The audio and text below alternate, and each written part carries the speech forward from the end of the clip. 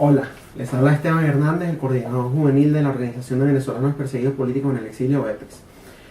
Hay un tema que quiero tocar porque lleva siendo noticia desde el año pasado, y es el tema del diálogo. Un tema que pues se usaron figuras internacionales y organizaciones internacionales para supuestamente llegar a un acuerdo que garantizara la paz y la estabilidad dentro de Venezuela. Ya hubo la primera fase de este diálogo, y en la segunda fase se lanzó un comunicado con los mismos actores, con los mismos mediadores, en el cual exhortaban a la oposición de Venezuela a sentarse nuevamente a esta mesa de diálogo, porque según ellos hubo grandes avances en la primera reunión que tuvieron, y que por lo tanto no era el momento de retroceder y que tenían que pues acceder por el bien de la nación. La Mesa de la Unidad emitió un comunicado en el cual ellos decían que no se iban a sentar en esta mesa de diálogo por considerarlo una farsa, por considerarlo un mecanismo que atornillaba el régimen, que legitimaba la tiranía, que favorecía a un sector por sobre otro, y que esas condiciones no eran justas para poder asistir a esta reunión, a esta mesa de diálogo.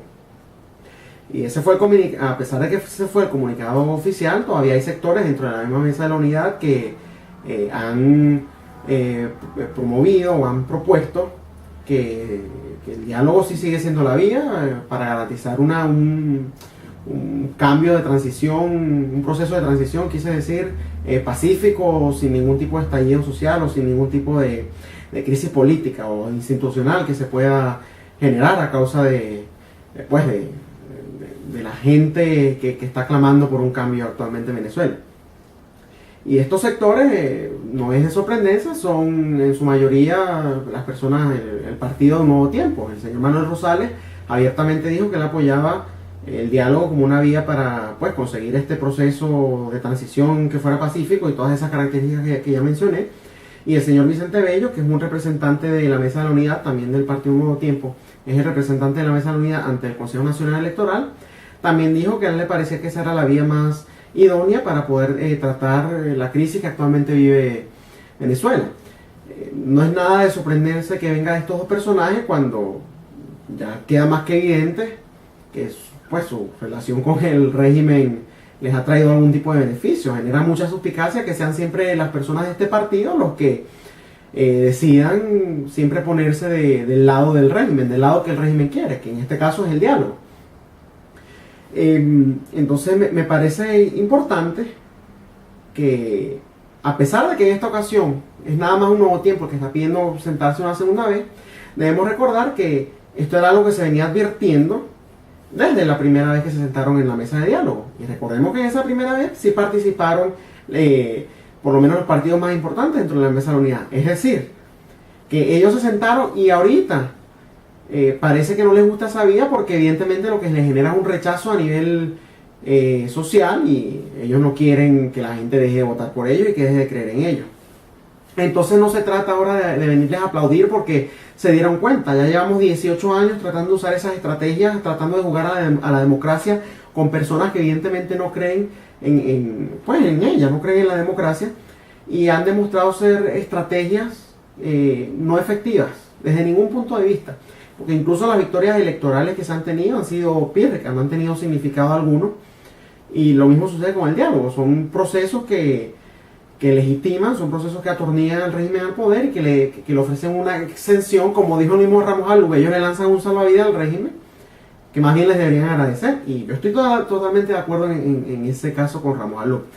Ahora, la pregunta es, ¿por qué entonces,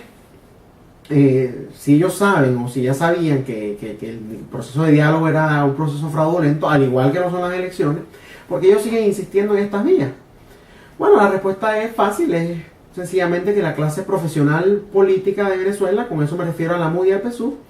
tienen intereses distintos, tienen intereses ajenos a los intereses de la población en general. Debemos recordar que ellos no sufren la agonía, ellos no sufren los efectos de las políticas que se han venido llevando a cabo. Ellos no tienen problemas de escasez, a ellos la inflación no les afecta en nada. Ellos son personas que por cargos públicos y con conexiones logran tener una vida normal dentro de lo que cabe en Venezuela, mientras que es el ciudadano común, el ciudadano de a pie, que se tiene que enfrentar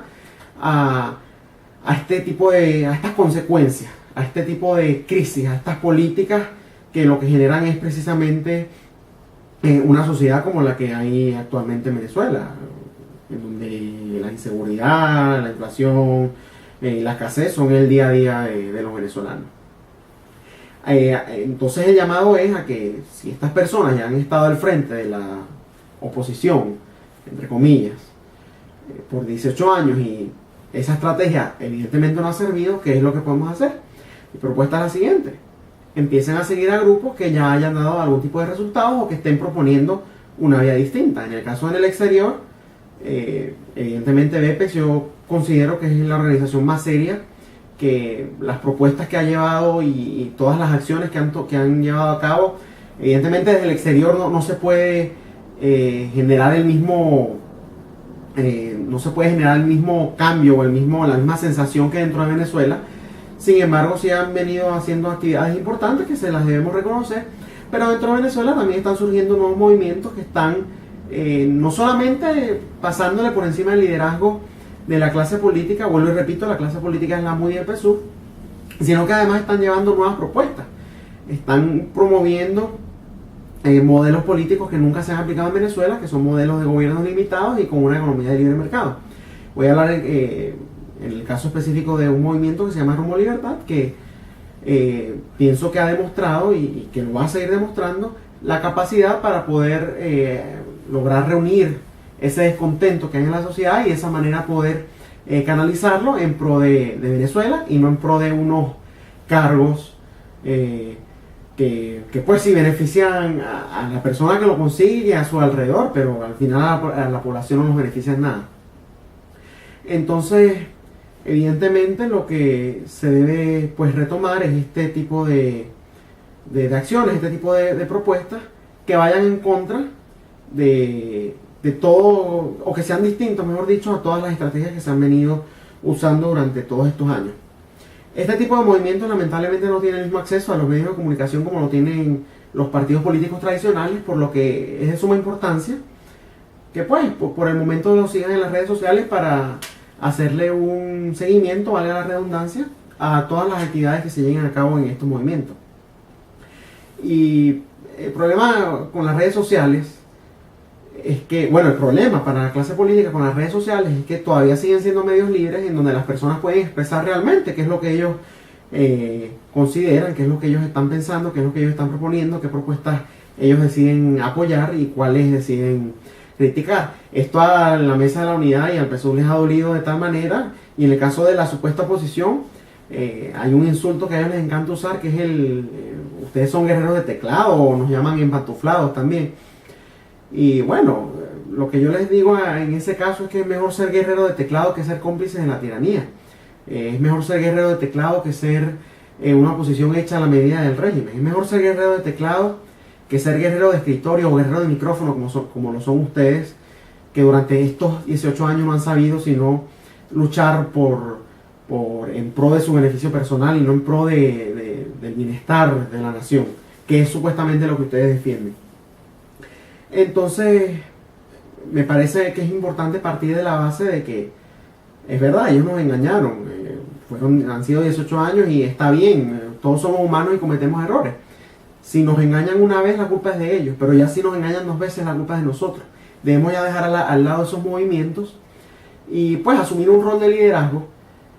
para de esta manera lograr salir ya de una vez por todas de lo que es este calvario que está viviendo la sociedad venezolana. Cuando usted se pregunte quién es el que nos va a sacar de esto, lo único que debe hacer es mirarse al espejo, porque es en cada uno de los ciudadanos en donde está el liderazgo que nos puede llevar a un cambio real, a un cambio profundo y que garantice no solamente el rescate de la democracia, sino la implementación de la república. Que pues es de suma importancia que esos dos, democracia y república, vayan de la mano para que de esa manera evitar que llegue un régimen similar en un futuro. Entonces el llamado es a que sigan ya a estos nuevos movimientos que están surgiendo. El llamado es a que entendamos que hay que pasarle por encima de la clase política de Venezuela y que los intereses de ellos no necesariamente son los intereses de los ciudadanos. Entonces ya llegó la hora, yo creo, de asumir un rol distinto, de empezar a usar estrategias distintas que vayan pues todo dentro de lo que es constitucional, pero no lo que consideren ellos constitucional, de lo que es realmente constitucional, que es la desobediencia civil. Y con respecto a eso les voy a dejar un video de un compañero de lucha llamado Milton, que me parece que él lo explicó muy bien cómo se aplica la desobediencia. Nuevamente entonces les pido que no vuelvan a caer en el engaño